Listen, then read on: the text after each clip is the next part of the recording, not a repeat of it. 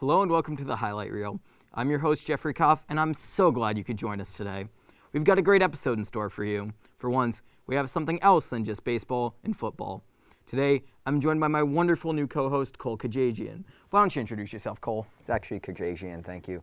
Hi, I'm Cole, and I'm so pleasured to be here today. Just kind of, happy to say that I'm a fun producer here at the studio. Work on a couple of my own projects, Camera Karate, Flash of the Past. I'm kind of like the star of that show, so shameless plug. But tonight, Jeff asked me to do this show because Aaron wasn't able to. I just didn't realize that the reason why Aaron was so tied up was because he was actually tied up. This is a little awkward. Yeah, after last episode where Aaron tried to do the show without me, we here at the Highlight Reel made some personnel changes.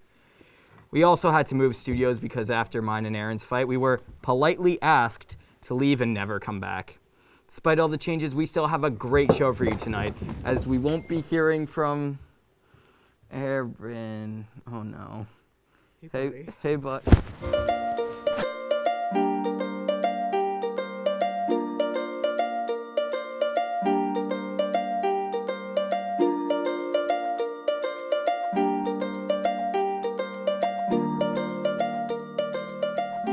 To my chagrin, we had to fire Cole. So, Aaron, you ready to start the show? Start it. Okay. Start it. Okay. The Jacksonville Jaguars went into NFL Week 6 on a 20-game losing streak. They faced off against the Miami Dolphins across the pond in London. And against all odds, Jacksonville managed to win the game. This was the biggest upset in London since the England Lions beat the Hampshire Cricket Club. I'm just kidding. I don't know the first thing about cricket. I just think it's funny the Jaguars had to go all the way to Europe just to win a game. Keeping in the NFL, the 2021 second overall pick, Zach Wilson, unfortunately went down with a knee injury late in the Jets' Week 7 game. This led to Mike White getting his first NFL reps. In the Week 8 game versus the Cincinnati Bengals, against all odds, White had the best game for not only the Jets, but one of the best games for any quarterback this season. This not only is making the Jets front office rethink its choice of quarterback, but it's also making Zach Wilson rethink his choice of leaving BYU where it was safe. Moving on to the best sport, baseball, the Atlanta Braves. Football's better. The Atlanta Braves clinched their first National League pennant since the 90s, beating the Dodgers in the NLCS. This came as a massive disappointment to Dodgers fans. I mean, the team's payroll is higher than Greenland's GDP, and they still couldn't beat Atlanta. If the Dodgers couldn't win by spending endless amounts of money, maybe they'll have more luck if they search for players in the bargain bin. It's worked for other teams. That's why next year, we're switching finances with the Dodgers, as their payroll will be made up using our negative $10 show budget. So if I were you, I wouldn't bet on them. With a payroll that small, the only players the Dodgers could realistically afford are, well, me and Aaron. On the other side of the field, the Braves were able to put the Dodgers away despite not having their best player. In fact, it was the lesser-known players who contributed the most. No one played a bigger role than NLCS MVP Eddie Rosario, who the Braves acquired from Cleveland for Pablo Sandoval, a.k.a. the Kung Fu Panda. There appears to have been some miscommunication, however, as when Cleveland asked for the Kung Fu Panda, they actually meant a copy of the 2008 movie starring Jack Black. And let's be real here. If the Braves had sent over a copy of the film, it would have been a much more even trade. Moving forward to the 2021 World Series, it's been an electrifying one. Perhaps most notable has been Charlie Morton pitching most of an inning on a fractured leg. A comebacker off the bat, Yuri Gurriel hit Morton in the leg, fracturing his fibula. While it is impressive, Morton will be inactive for the rest of the series as Houston will do anything to cheat and win a game. Despite this, going into Game 5, Atlanta led the series, proving that Houston may need to resort back to the trash can banging to win the series.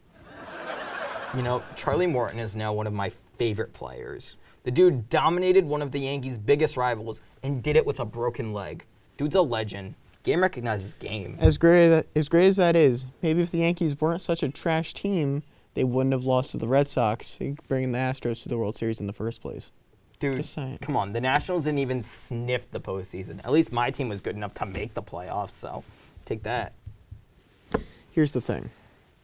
Our manager's at least good, whereas your manager, no one believes in them. You know, heck, if you guys had a manager like, Kevin Cash, Dave Roberts, Heck, even Brandon Hyde, you guys might be better. You don't even believe in your manager. You guys had an amazing manager, though, and you still couldn't even win a game. Imagine what the Yankees could have done with a good manager. The Nationals had one, and they still couldn't win games. How many games did they win again?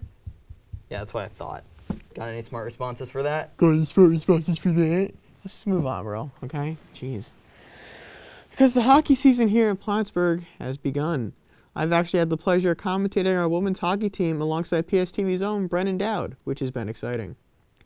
During one of the hockey games, I pulled aside some fans to ask them a few questions. I tested their knowledge about rules, terminology, and players. Only catch was, I was asking fake questions. Let's see how much these hockey fans think they know. I'm here with an all-American hockey player, so she better know these answers. All right, first off, what is the penalty for a player called for super skating? 5 minutes. I thought you played hockey. Yeah, I have no idea what you're talking about. How do you not know that one? It's so common in hockey. You really don't know. How long have you been playing? Too long. And you don't. All right, so you're a big hockey fan, right? Yeah, sure. You could say that. All right, so I got a couple hockey trivia questions for you. First off, what penalty is it when a player is called for super skating? What happens? I have no idea. You have no. I thought you just said you're a hockey fan. Come on. I guess I lied. Dude, you're embarrassing yourself. I'm here with the Plattsburgh Cardinals play-by-play announcer. Hopefully he gets these right, because it's kind of his job. All right, anyways, so what is the penalty for a player when they get called for super skating? First of all, who are you? Answer the question. Super skating. Is that like a KHL thing? Dude, you do play-by-play and you don't even know this? What penalty is called when someone is super skating? What kind of penalty is that? Super skating? Super skating, yes. If you mean like offsides? Nope, offside is something completely different. Super skating. I don't know what super skating is. Everyone knows what an icing call is. They're pretty frequent in hockey, but less frequently is a frosting call. Could you explain what that is? No. I'll take that as a no. But do you know what a frosting call is? Yeah, it's when the puck goes in the back of the net. That's called a goal. Yeah, I know. Sometimes goalies will leave a little bit of snow in front of the net if they're pulled from the net. Is that what that is? Dude, no, of course that's not what it is. How did you even get this job? Frosting? There's no such thing as frosting. Unless you're talking about when they spray ice on the goalie. That's all that I can think of. Nah, it's something different. Again, you're 0 for 2. But this one's an opinion one, so there's no right or wrong answer. So Jeff Koff is an amazing hockey player. The dude has multiple MVPs, a Stanley Cup championship, and even an Olympic gold medal. Do you think he deserves to be in the Hockey Hall of Fame? What's his name? Jeff Koff. Sorry, don't know who he is. Do you think he should be in the Hockey Hall of Fame with all that pedigree? Oh, I totally do. Yeah. Totally do. Thank you. Yeah, I do too. Should he be in the Hockey Hall of Fame? Why not? Why not? Exactly. That's what I'm saying. Dude's an absolute legend. Put him in. Put him in. Thank you. All right. Thank you. Should he be in the Hockey Hall of Fame? Yes. Yes. No. One cup doesn't get you a bid into the Hall of Fame. You got to be extraordinary. You got to be. What about all those MVPs, championships, and even the Olympic gold medals? How does that not earn him a spot? Which Olympics did he play at?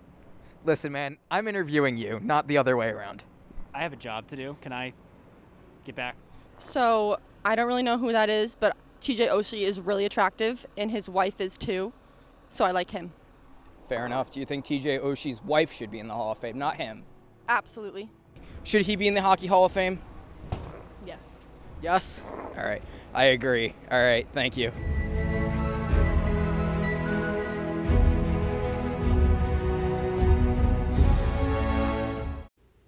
I just want to thank everyone who voted for me to be in the Hall of Fame. After a career of such hard work, it means so much to be recognized by such great fans. I'll never forget you. Dude, just cut the act, man. You've never played hockey, and you're not actually in the Hall of Fame. You told him to say that. Come on, dude. Way to harsh my vibe.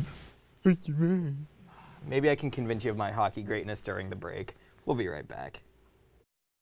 Finney Sports has been serving its communities, local high schools, youth commissions, clubs, and other businesses since 1984. We specialize in trophies, screen printing, sporting goods, embroidery, office apparel, uniforms, hats, t-shirts, and more. Regardless of the size of your project, you will have the full participation and dedication of our design team. No job is too big or too small, keeping you involved every step of the way so that your vision is our design. Stop into Finney Sports or call us to see what we can do for you. Everyone said that I should be in the listen, Everyone was just be saying it. Are quiet. you really You gonna go told those against people to tell you get in the Hall of Fame. You do don't have a what are you bus. You talking don't have a about? plaque. Dude, You don't even everyone play said hockey. I should be in there. What? Oh. Hey, well, welcome back. Highlight reel. That's the show we're doing. Yeah. All right. Yeah. So everyone knows the term "tank for Trevor" that spawned during the 2020 Jacksonville Jaguars season. The tank ultimately succeeded, leaving Gardner Minshew jobless. Today, we have Minshew here with us to get his side of the story. Welcome to the show, Gardner Minshew, everybody. How are you? Gardner Minshew the second, right? The second? Second. The second? All right. I'm not sure how important that is to you, so that's what I usually. Thanks for having me on the show. What's up, bro? Yeah, it is hard to get booked here. We just had Brady and Gronk here last time. So, That's crazy. Yeah, That's crazy. Yeah. No, I'm not really doing a lot lately. You're So Tell us about it, bro. Yeah. So obviously, we didn't do enough to make the playoffs. Obviously, we didn't win enough games as a team. And the team decided to move on and pick up the first overall pick in the draft, Trevor Lawrence, which is crazy because everyone thinks he's got better hair than I do, and that's completely not true. But the one thing I do want to know is that in the offseason, you were posting on social media, QB1 or nothing. Right. Obviously, you were not QB1. Yeah, actually, I did famously say in the interview that I'm refusing to take a number 2 because that's how much I am committing to being number 1. I have since taken a number 2 since I'm a backup in Philly now. To be clear, you were number 3.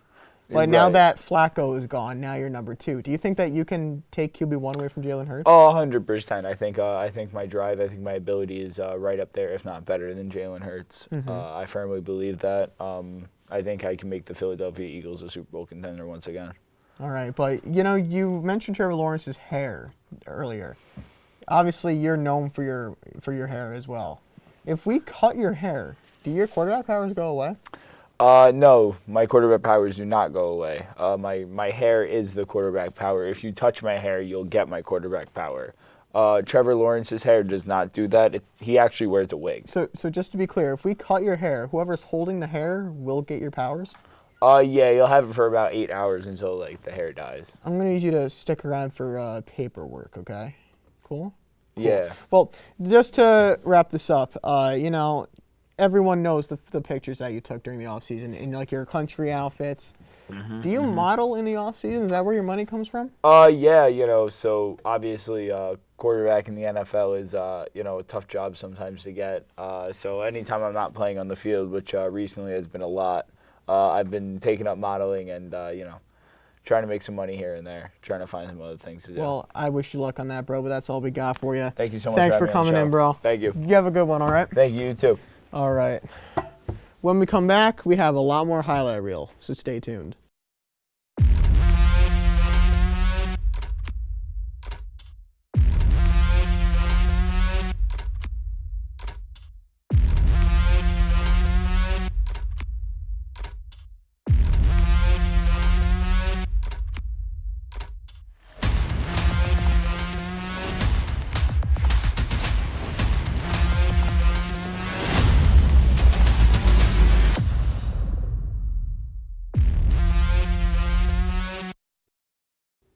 Welcome back. We missed you a lot. The Philadelphia 76ers' Ben Simmons has demanded a trade as he wants to leave town. This comes after a stalemate between him and the team's front office, who understandably don't want to trade the person who was supposed to be the next big Philly sports icon. Between Carson Wentz being traded and now Simmons with one foot out the door, you've got to feel bad for Philly.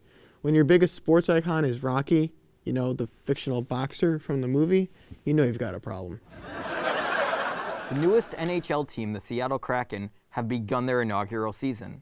In fact, they even managed to win their second ever game, beating the Nashville Predators. And with that one win, the Kraken have already become the best team in Seattle sports history. Listen, I'm sorry, Seattle, but if it wasn't for Russell Wilson, your city still wouldn't have any championships. Like, come on.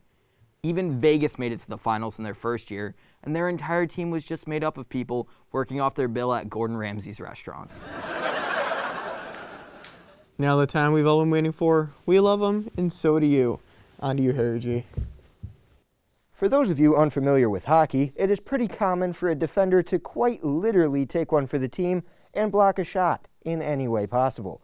But I personally think the Red Wings took that saying just a little bit too seriously. Within the span of 30 seconds, we see their defenders take 7 shots, throwing their bodies in front of a puck that is absolutely screaming through the air. Each time we see someone get hit, they drop to the ground. Not surprisingly. But somehow, summoning the spirit of the one and only Scott Sterling, the Red Wings defense just keeps getting up for round 2. Remember, kids, it's not about how many times the puck drills you in the leg, or however that saying goes. Now, almost nothing is off the table during an NFL football game. Heck, you could even be dragged to the ground by your hair if it's long enough, part of the uniform. But this is next level. New Orleans Saints quarterback Jameis Winston will probably be walking kinda crooked for the foreseeable future. In the early goings of their matchup with the Buccaneers during NFL Week 8, the poor man was dragged to the ground by his shoulder pads. Devin White was flagged for 15 yards on the play, which forced Winston to leave the game with the score tied 7-7. You know, football is supposed to be one of the harshest contact sports out there, but Devin White, we didn't mean to put the opposing QB in a wheelchair. Jeez. I'm going to throw you back now to one of the most hilarious moments in all of soccer history, which took place in 2018. The Scottish U14 World Cup really started off with a bang, with the home team scored in under 4 seconds. It's not every day you see a goal within the first minute of a soccer game, let alone directly from kickoff.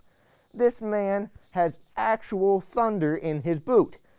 He left the opposing team's goalie wondering where his mommy went as the ball soared over his head and into the back of the net. If I were on the commentary mic at this soccer match, I most likely would have lost my job on that fateful day. Thanks, Harry G. You know, something that always riles me up is when sports commentators don't know what they're talking about. I mean, we put minutes of research into our scripts before we air it.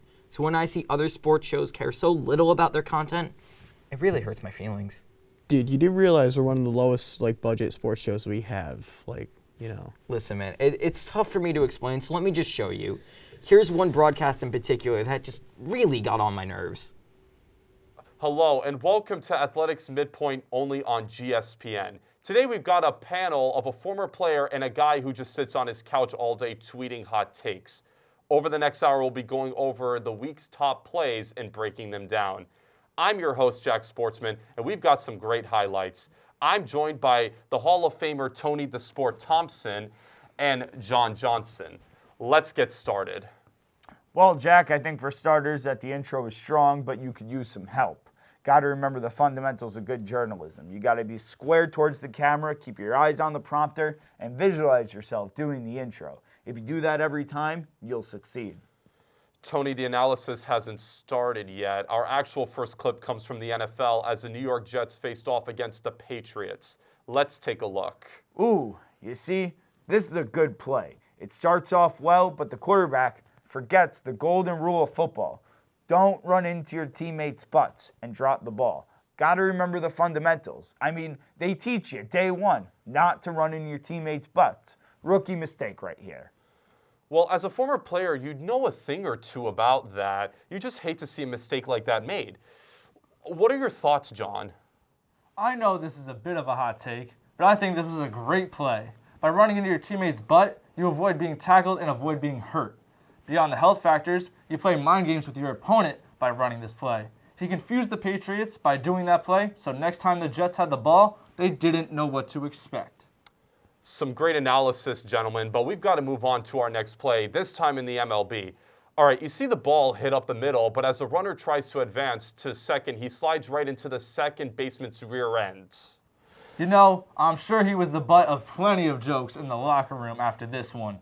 I'm sure his teammates were trying to remain serious, but it's tough to not crack up while watching that. I see you can't help yourself with all the puns. Let's turn to Tony to analyze this one. Jack, I think we're not looking deep enough into this play. I like the aggression from the runner trying to go to second base to show heart and hustle. That's good baseball. Obviously, it didn't work out, but it showed that he was ready for anything, even if it meant getting a face full of donkey. Baseball is such a tough game, so you got to give it your all. Sometimes it doesn't work out, but when it doesn't work out, you've got to put it behind you and look in the rearview mirror. I see you're not exempt from the puns, Tony. Finally, let's head back to the NFL for our last play today. Once again, the Jets are playing this time against the Dolphins. Jets are on defense when the Jets defender makes the catch with some rear support and snags it from the interception. Guys, why don't we break this down further?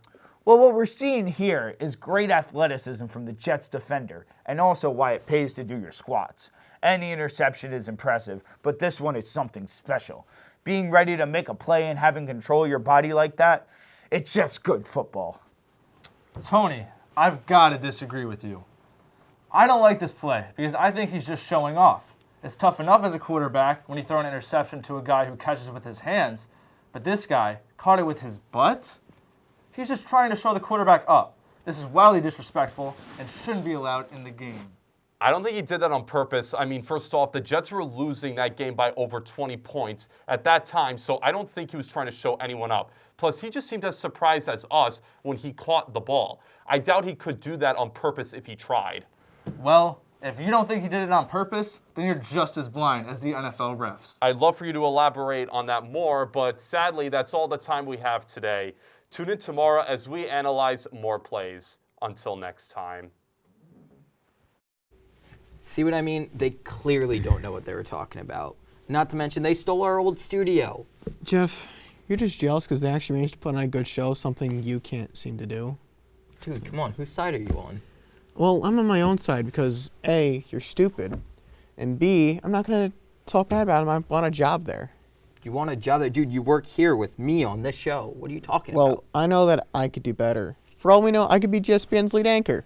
Oh, really? Yeah. Well, if you want to work at GSPN so badly, why don't you do it? Maybe I will. You know why? Because they won't give me a co-host who ties me up at the start of the show. You know what? Good. I didn't want to be your co-host anyways. Good riddance. What do you mean, good riddance? I'm the host of the show, so I choose who I work with. Good riddance to you. Co-host. You are my co-host. You're not the host. You're not the host. Well, fine. You know what? I'm out. I'm out here. Na na na na. Hey, hey, hey.